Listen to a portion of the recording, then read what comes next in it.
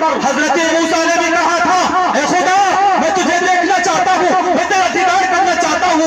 अल्लाह ने कहा मूसा तू मुझे देख नहीं सकता, तेरे आंखों के अंदर वो पावर नहीं है, वो कुव्वत नहीं है, वो ताकत नहीं है जो तू मुझे देख सकता है। लेकिन हजरत मूसा ने बहुत इकरार किया, कहा ए मूसा अगर तू मुझे देखना चाहता है, अगर तू मेरा दीदार करना चाहता है, ए मूसा तू पहाड़ पर आ जा। हजरत मूसा को पहाड़ पर बुलाया गया, अल्लाह ने अपनी तजल्ली को नासिर कर दी और हजरत मूसा बेहोश होकर गिर पड़े।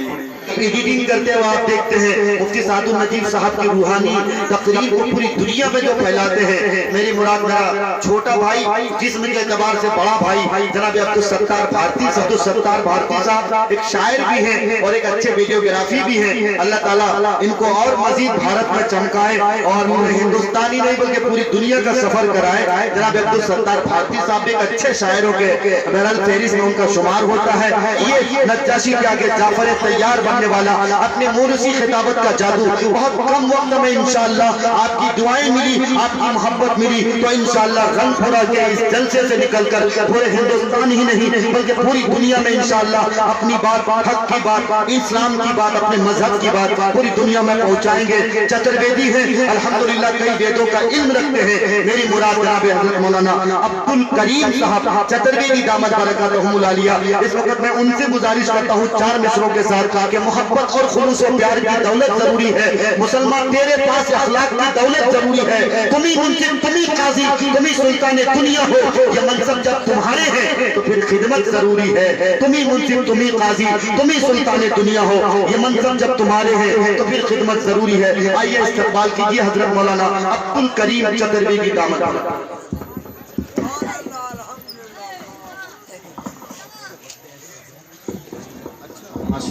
अच्छा, बहुत सारे नौजवान भाई जवान भी हैं, नौजवान भी हैं। मेरी उनसे गुजारिश है कि आप पंडाल में आने की जहमत करें। अच्छा, मस्जिद में भी कुछ पेशाब करने लगे क्या? हाँ, कर लेने के लिए उनको वरना पंडाल साफ कर देंगे आपको। अच्छा, लड़कों की आदत है वो रोड पे घूमने की। नहीं भाई, उनकी गुजारिश है आप रोड पे ना घूरे। आप इस वक्त नबी के सच्चे दीवाने हैं, अल्हम्दुलिल्लाह मत वाले हैं। आए जाए बिल्कुल पंडाल में आने की जहमत करें। अभी आप ये शोरा इंतजार कर रहे हैं कि आपका पंडाल में बना है। मैं मारूफ भाई भी आपकी जियारत करने के लिए परेशान हूँ क्योंकि आप बड़ा खूबसूरत मेरे भाई हैं। आप बिल्कुल पंडाल में आने की जहमत का वादा करें। दरूद शरीफ पढ़ लीजिए। अल्लाहुम्मा सल्ली अला कमा सल्लैता अला इब्राहीम व अला आलि इब्राहीम हमीदुम मजीद। अल्हम्दुलिल्लाहि रब्बिल आलमीन वल आक़िबतु लिल मुत्तक़ीन। अम्मा बाद फ़क़द क़ाल अल्लाहु तबारक व तआला फ़अऊज़ु बिल्लाहि मिनश शैतानिर रजीम बिस्मिल्लाहिर रहमानिर रहीम कुन्तुम खैरा उम्मतिन उख़रिजत लिन्नास तअमुरूना बिल मअरूफ व तनहौना अनिल मुनकर व क़ाला नबी सल्लल्लाहु अलैहि वसल्लम या अय्युहन नास इन्न रब्बकुम वाहिद व अबाकुम वाहिद यहशाष्टिरी विधि मुतसर्जिया वर्तते काम का वतः तस सिद्धि मवपनोति न सुखम न परां गतिम। ओम भूर्भुवस्सुवः तत्सवितुर्वरेण्यं भर्गो तस्य धीमहि यो न प्रचोदयात्। हर वक्त मेरी इन आँखों में ईश्वर भी रहे, अल्लाह भी रहे। हर वक्त मेरी इन आँखों में ईश्वर भी रहे, अल्लाह भी रहे। हृदय में भजन होता भी रहे, होठों पे मेरे कलमा भी रहे। दिल इल्लल्लाह पढ़ता भी रहे, दिल इल्लल्लाह पढ़ता भी रहे। हरियों में नमाज जपता भी रहे, माला भी रहे, तस्बीह भी रहे। माला भी रहे, तस्बीह भी रहे, पूजा भी रहे, सजदा भी रहे। तो ईमान धर्म का ये दौर चले, तो ईमान धर्म का ये दौर चले। हिंदू भी पिए, मुस्लिम भी पिए, हिंदू भी पिए, मुस्लिम भी पिए। पीने में मजा जब आएगा, पीने में मजा जब आएगा, गंगा भी रहे, जमजम भी रहे, गंगा भी रहे, जमजम भी रहे। स्टेज पर उपस्थित मुअज़्ज़ज़ व मुअक्कर उलमाए किराम और दूर दराज से आए हुए हमारे मित्रों एवं सज्जनों और पर्दा में रहने वाली हमारी माता और बहनों, अल्लाह रब्बुल इज्जत वल जलाल का एहसानो करम ये हुआ कि अल्लाह रब्बुल इज्जत वल जलाल ने हम सबको दीन की निस्बत से यहाँ चंद लम्हा के लिए, चंद मिनटों के लिए यहाँ इकट्ठा फरमाया है। अल्लाह से दुआ करें कि अल्लाह रब्बुल इज्जत वल जलाल अल्लाह हम सबके यहाँ आने को बेहद कबूल अता फरमाए। अल्लाह रब्बुल इज्जत वल जलाल हम सबके सुनने को बेहद कबूल अता फरमाए। और एक दुआ करते चले, अल्लाह रब्बुल इज्जत वल जलाल जिसने इस महफिल को सजाया है, जिसने इस महफिल के अंदर हिस्सा लिया है, यानी इस कमेटी वालों को, यानी इन तमाम वालों को, अगर आज का मजमा इस फकीर को इजाजत दे तो यह फकीर ये दुआ करता चले, यानी अल्लाह रब्बुल इज्जत वल जलाल इन तमाम वालों को बेहद कबूल अता फरमाए।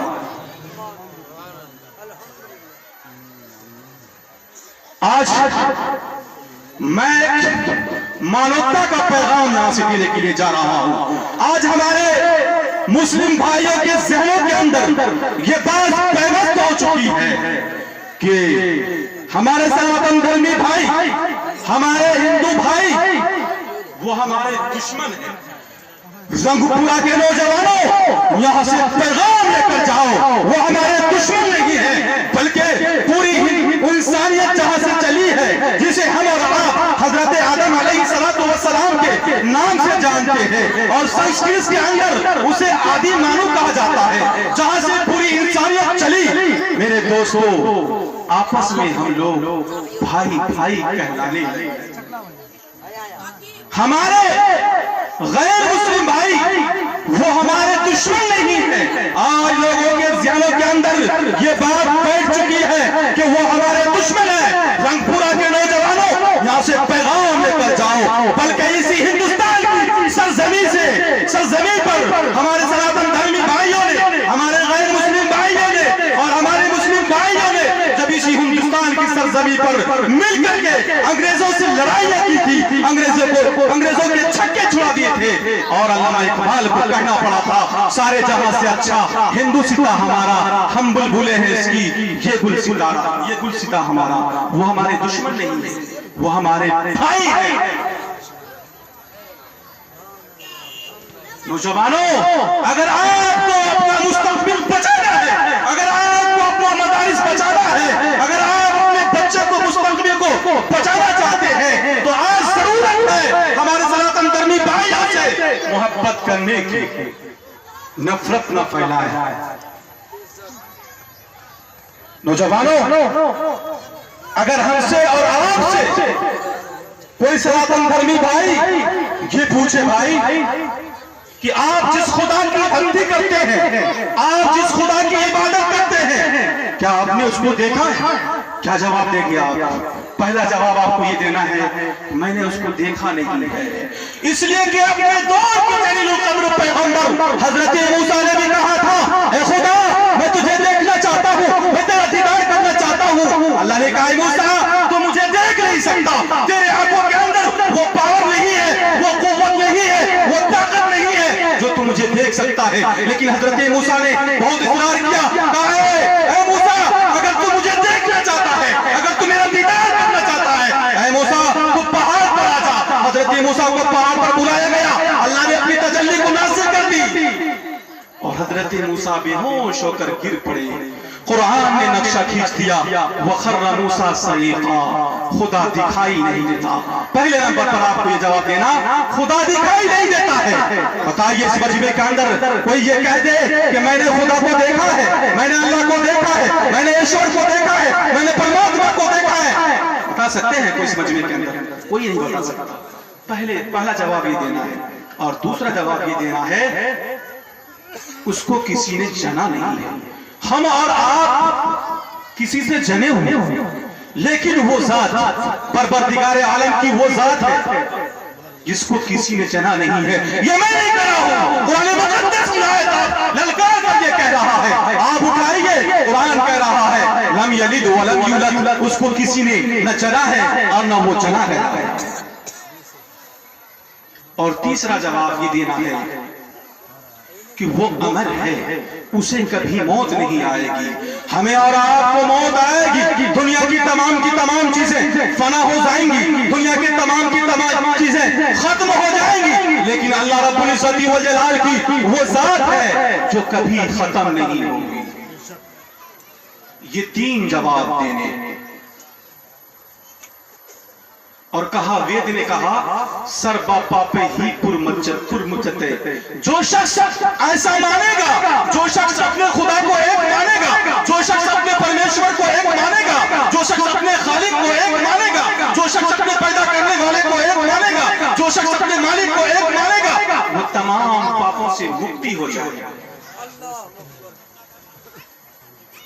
और आइए इस कायनात के सरकार आकाए मदीनी ताजदारे मदीना जनाबे मोहम्मदुर रसूलुल्लाह सल्लल्लाहु अलैहि वसल्लम की बारगाह में चलते हैं। किताबों के अंदर लिखा है, दुनिया के अंदर कोई मर्द अपनी बीवी के मुताल्लिक ये नहीं जानता कि मेरे बीवी के पेट में बच्चा कब आएगा, और कोई मर्द अपनी बीवी के मुताल्लिक ये नहीं जानता कि मेरे बीवी के पेट में जो बच्चा है वो लड़का है या लड़की है, और कोई शख्स ये भी नहीं जानता कि मेरी बीवी वज़े हमल कब होगा, ये किसी को मालूम नहीं है। क्या अपने बारे में, क्या अपने मुस्तकबिल के बारे में कोई कुछ जानता है?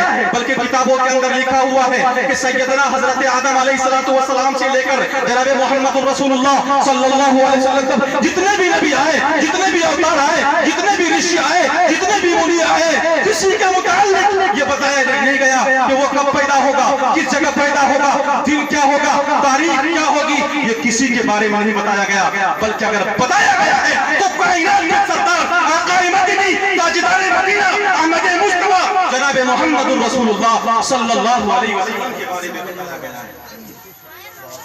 एक किताब ध्यान से सुनिए, उसका नाम है कल की अवतार। इस किताब को किसने लिखा है? आइए रंगीला के नौजवानों, मैं आपको बताता चलूं इस किताब को किसने लिखा है। इस किताब को एक ब्राह्मण पंडित ने लिखा है, और लिखने के बाद ब्राह्मण पंडित ने हिंदुस्तान के मशहूर मारूफ 7 पंडितों के सामने जब इस सिलसिले को रखा, जब इस किताब को रखा, तो हिंदुस्तान के मशहूर मारूफ पंडितों ने जब इस किताब को पढ़ा और पढ़ने के बाद ये तस्लीम किया कि इस किताब के अंदर दिए गए हवाले दुरुस्त हैं।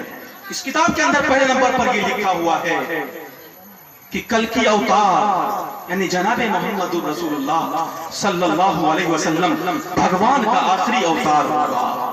अब बताइए, जनाबे मोहम्मद रसूलुल्लाह अल्लाह के आखिरी नबी है कि नहीं है? और इस किताब के अंदर ये लिखा हुआ है कि वो एक जजीरे के अंदर पैदा होगा। आप जिस इलाके में पैदा हुए, जिस खित्ते में पैदा हुए, उसे जजीरतुल अरब कहा गया। और इस किताब के अंदर ये लिखा हुआ है कि उसके माँ का नाम सोमान होगा। जब आप संस्कृत के अंदर इसके माने को ढूंढेंगे, जब आप संस्कृत के अंदर इसके माने को देखेंगे, सोमान के क्या माने आते हैं? शांति और अमन की। जब आप इसी को अरबी के अंदर लेकर जाएंगे तो नाम होगा आमीना। और वेद किताब के अंदर ये लिखा है कि उसके बाप का नाम विष्णु भगत होगा। जब आप इसके अंदर दिमाग लगाएंगे, दिमाग को लड़ाएंगे, तो विष्णु के माने भगवान क्या आते हैं, विष्णु के माने अल्लाह क्या आते हैं, विष्णु के माने ईश्वर क्या आते हैं, और भगत के माने गुलाम क्या आते हैं। जब आप इसको अरबी के अंदर लेकर जाएंगे तो माने अब्दुल्लाह यानी अल्लाह का बंदा। और वेद किताब के अंदर लिखा हुआ है, उसी कल की अवतार के अंदर लिखा हुआ है कि कल की अवतार जैतून और खजूर का इस्तेमाल करेगा। और जनाब मोहम्मद रसूलुल्लाह सल्लल्लाहु अलैहि वसल्लम को ये दोनों फल बहुत मरगूब थी। वेद किताब के अंदर लिखा हुआ है कि वो मुअज़्ज़ज़ कबीले से होंगे। आप बताइए, आप सल्लल्लाहु अलैहि वसल्लम जिस कबीले से थे, उस कबीले का नाम क्या था? उस कबीले का नाम कुरैश था। वेद किताब के अंदर ये लिखा हुआ है उस कल की अवतार को भगवान एक मखसूस फरिश्ते के जरिए से एक मखसूस जगह में तालीम देंगे। और ये भी जनाब मोहम्मद रसूलुल्लाह सल्लल्लाहु अलैहि वसल्लम पर साबित होता है कि आपको गारे हिरा के अंदर एक मखसूस फरिश्ते के जरिए इसे हजरत जिब्राइल के नाम से हम और आप जानते हैं तालीम दी गई। और वेद किताब के अंदर ये लिखा हुआ है कि उस कल की अवतार को एक तेज तरीन घोड़ा अता किया जाएगा। और ये हम और आप जानते हैं कि जब आप मेराज पर जा रहे थे तो आपको बुराक अता किया गया। ये तमाम चीजें कल की अवतार के अंदर दिया हुआ है। बताइए, एक किताब है उसके अंदर लिखा हुआ है कि प्रथम तराक चैवा दीतिये, प्रथम तराक चैवा दीतिये धनमुच्चते। जब श्री रामचंद्र जी जंगलों में रहने लगे, 14 साल का वनवास हुआ श्री रामचंद्र जी को, तो पहली मुलाकात हनुमान जी से होती है। हनुमान जी पहले मुलाकात में श्री रामचंद्र जी के पक्के भगत बन गए, या यूं कह लीजिए अपने शेख पे वो मुरीद कामिल बन गए। और उसके बाद अपने शेख से मशवरा लेने लगे कि राम, आप ये बताइए कि मैं अपने ईश्वर की भक्ति कैसे करूं, मैं अपने खुदा की इबादत कैसे करूं। तो श्री रामचंद्र जी ने जो इबादत का तरीका बतलाया था वो कोई और तरीका नहीं था, बल्कि वो तरीका नमाज का तरीका बतलाया था। कहा था श्री रामचंद्र जी ने, हनुमान जी आप पहले नंबर पर खड़े हो जाइए और दूसरे नंबर पर डंडोल मारिए, यानी जिस तरीके से सांप कुंडली मारा करता है उस तरीके से किया कीजिए। और तीसरे नंबर पर झुक जाइए यानी सजदा कीजिए। और चौथे नंबर पर आप उस ईश्वर की, परमात्मा की याद में ऐसे मशरूफ हो जाइए कि दुनिया की कोई चीज नजर नहीं आए। तो बताइए, क्या श्री रामचंद्र जी ने अपनी इबादत का तरीका बतलाया था या खुदा की इबादत का तरीका बतलाया था? इससे यह पता चला कि श्री रामचंद्र जी ने भी किसी न किसी की भक्ति की है, किसी न किसी की वो इबादत की है। मेरे दोस्तों, एक किताब है श्रीमद् भागवत गीता।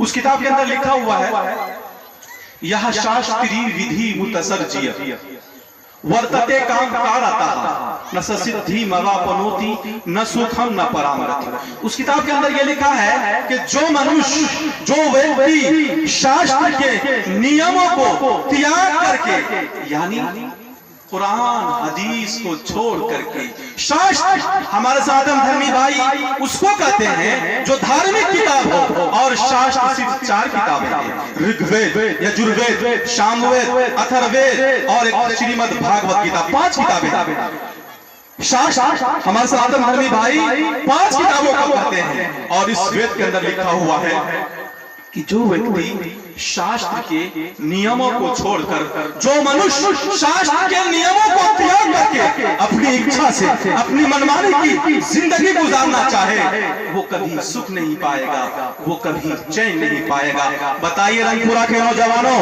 अगर हम और आप कुरान को छोड़कर और हदीस को छोड़कर अपनी जिंदगी को गुजारेंगे, क्या सुख और चैन पाएंगे? बिल्कुल नहीं। कुरान भी कह रहा है और इस श्लोक के अंदर भी कह रहा है कि कोई व्यक्ति कुरान और हदीस को छोड़ करके अपनी मनमानी की जिंदगी गुजारना चाहे, वो कभी चैन और सुख नहीं पा सकता। इसलिए आज तकिया कर लो, आज आज़म कर लो रंगपुरा के नौजवानों, हमारा आप कुरान के मुताबिक जिंदगी गुजारेंगे इंशाअल्लाह, हदीस के मुताबिक अपनी जिंदगी गुजारेंगे इंशाअल्लाह। और आज यहाँ से पैगाम लेकर जाओ कि उलमाए किराम से हम और आप जिस बात को सुनेंगे उस पर जरूर अमल करेंगे इंशाअल्लाह। अल्लाह ताला हम सबको अमल की तौफीक नसीब फरमाए। वाखिर दावा अल्हम्दुलिल्लाहि रब्बिल आलमीन। दोस्तों, और भी मजीद वीडियो अगर आप देखना चाहते हैं तो सबसे पहले चैनल को सब्सक्राइब करें, लाइक करें, और अगर आपके मन में कोई सवाल है कमेंट बॉक्स में जरूर दें। फिर मिलते हैं अगले वीडियो में। खुदा हाफिज़।